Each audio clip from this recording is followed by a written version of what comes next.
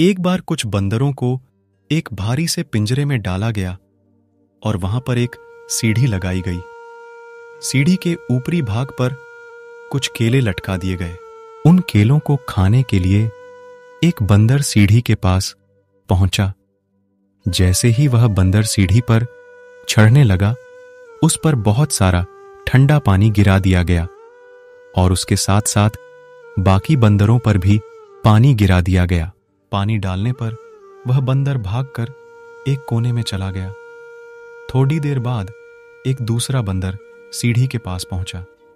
वह जैसे ही सीढ़ी के ऊपर चढ़ने लगा, फिर से बंदर पर ठंडा पानी गिरा दिया गया और इसकी सजा बाकी बंदरों को भी मिली और साथ साथ दूसरे बंदरों पर भी ठंडा पानी गिरा दिया गया।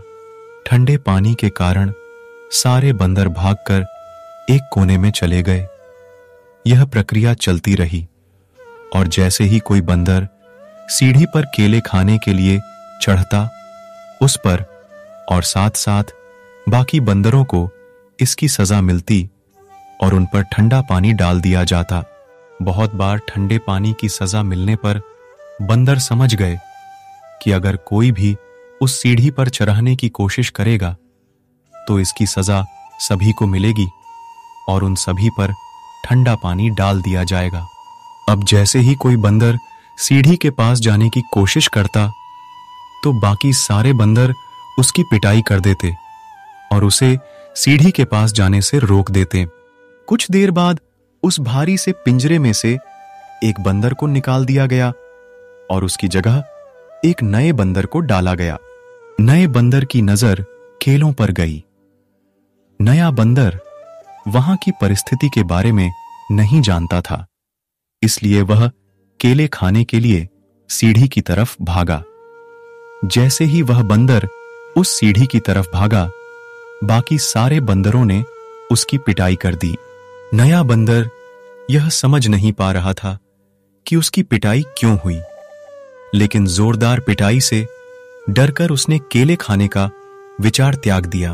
अब फिर एक पुराने बंदर को उस पिंजरे से निकाला गया और उसकी जगह एक नए बंदर को पिंजरे में डाला गया।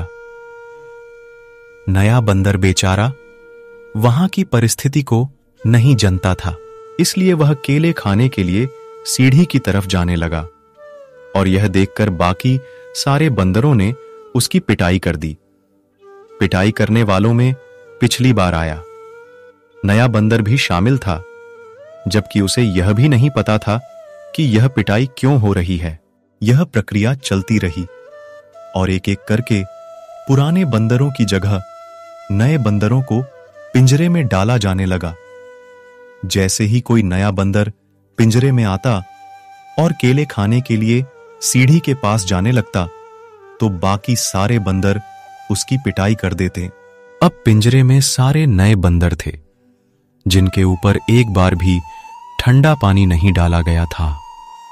उनमें से किसी को यह नहीं पता था कि केले खाने के लिए सीढ़ी के पास जाने वाले की पिटाई क्यों होती है, लेकिन उन सब की एक एक बार पिटाई हो चुकी थी।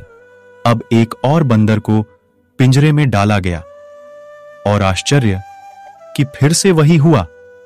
सारे बंदरों ने उस नए बंदर को सीढ़ी के पास जाने से रोक दिया और उसकी पिटाई कर दी, जबकि पिटाई करने वालों में से किसी को भी यह नहीं पता था कि वह पिटाई क्यों कर रहे हैं।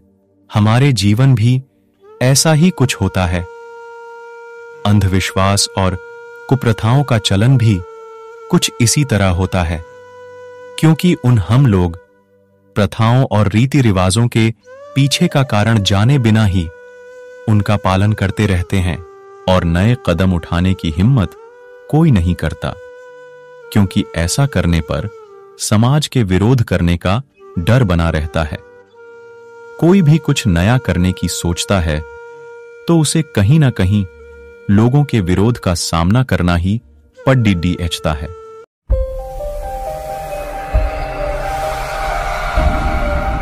और वो जो लाल वाला बटन है उस पे भूकंप लेके आओ या फिर भूचाल, मुझे नहीं पता, बस क्लिक हो जाना चाहिए।